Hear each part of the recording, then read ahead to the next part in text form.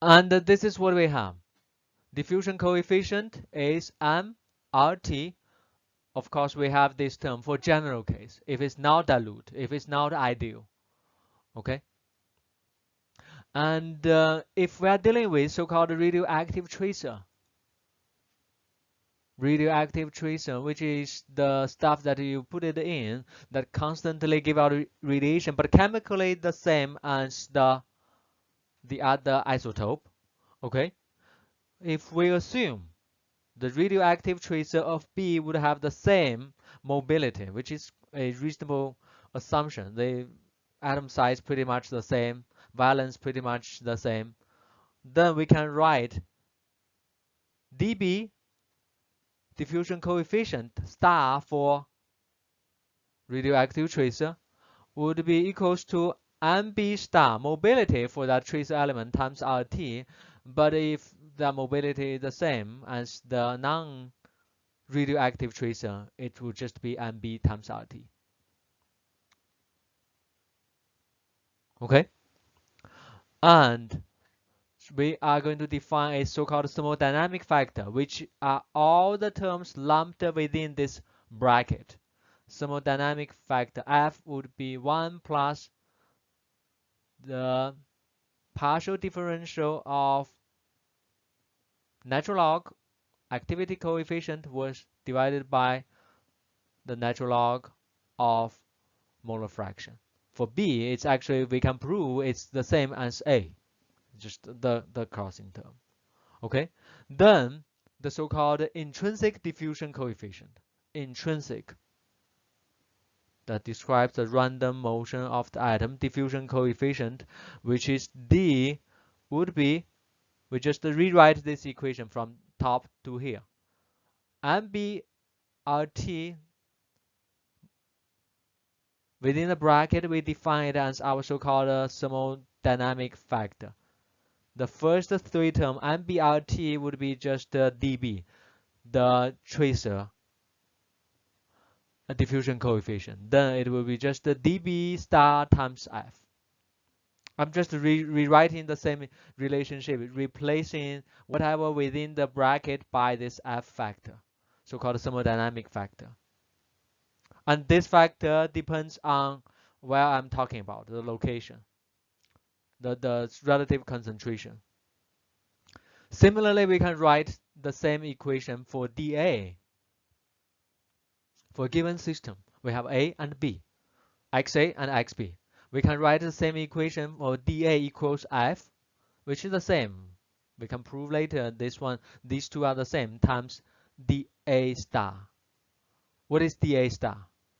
Diffusion coefficient for A, but what type of A? So-called radioactive A, and in a uniform system.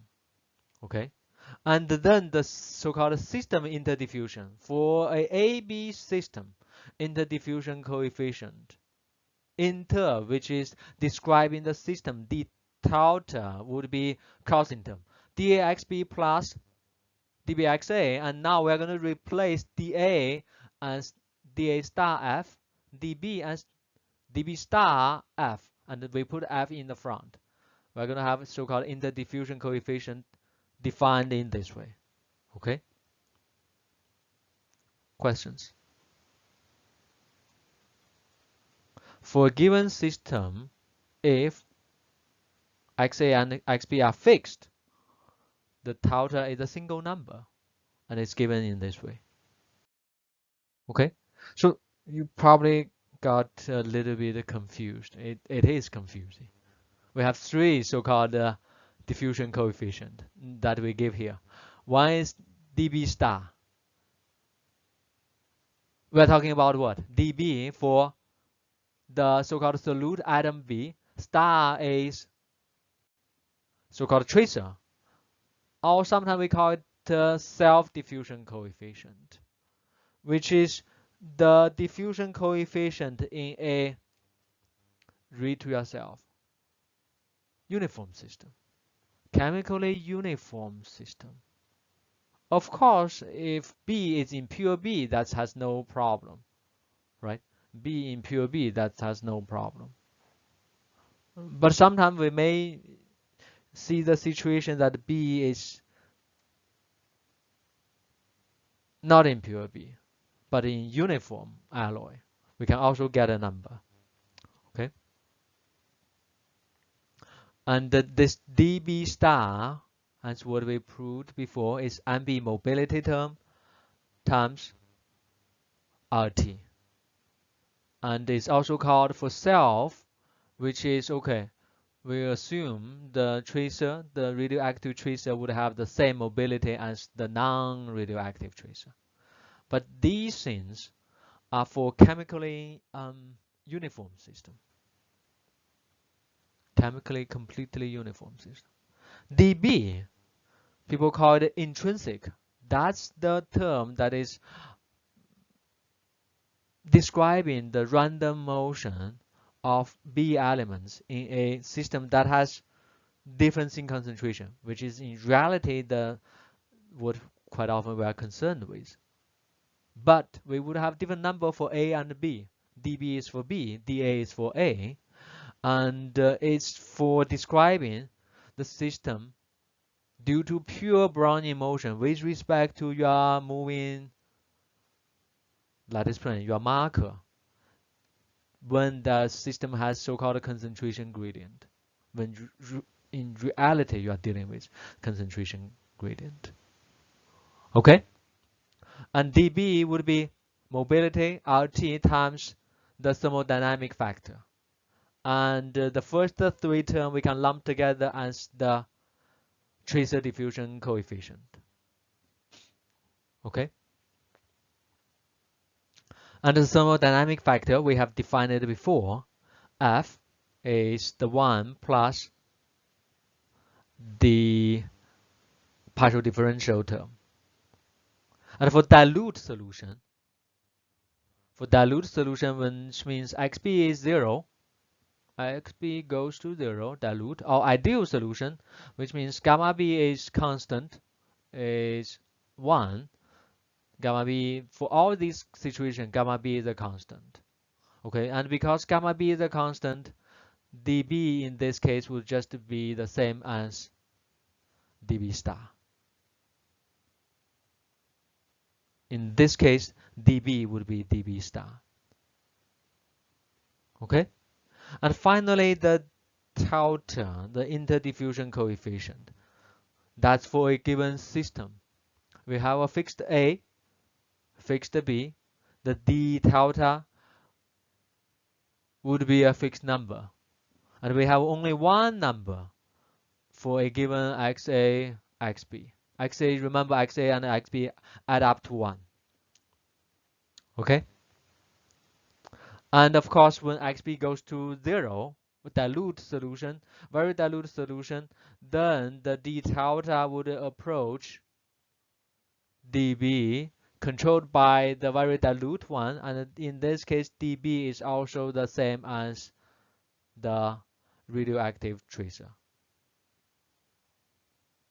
As you measured in a uniform.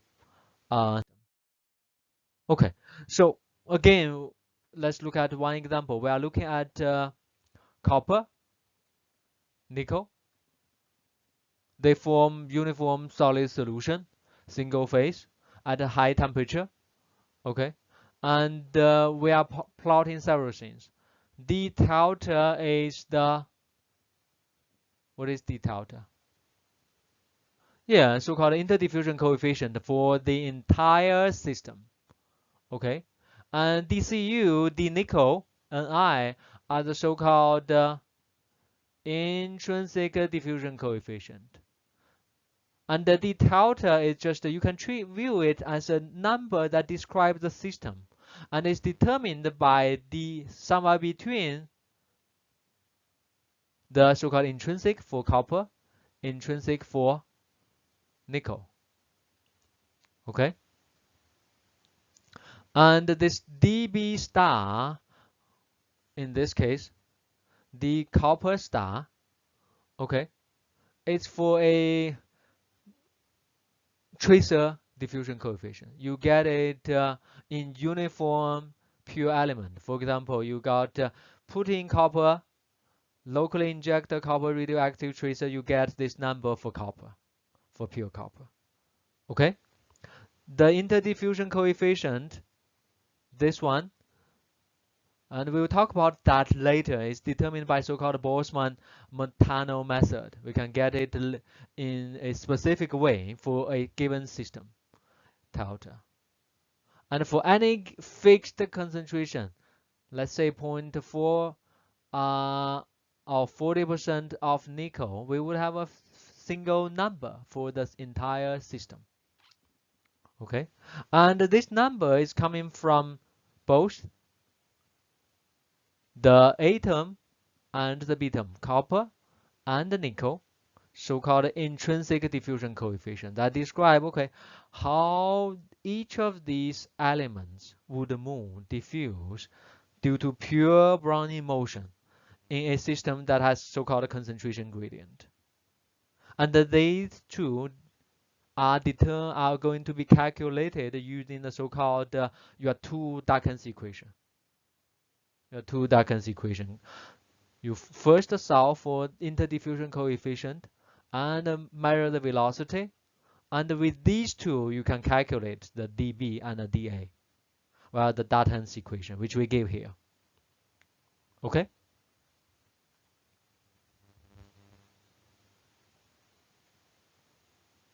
Let's stop here.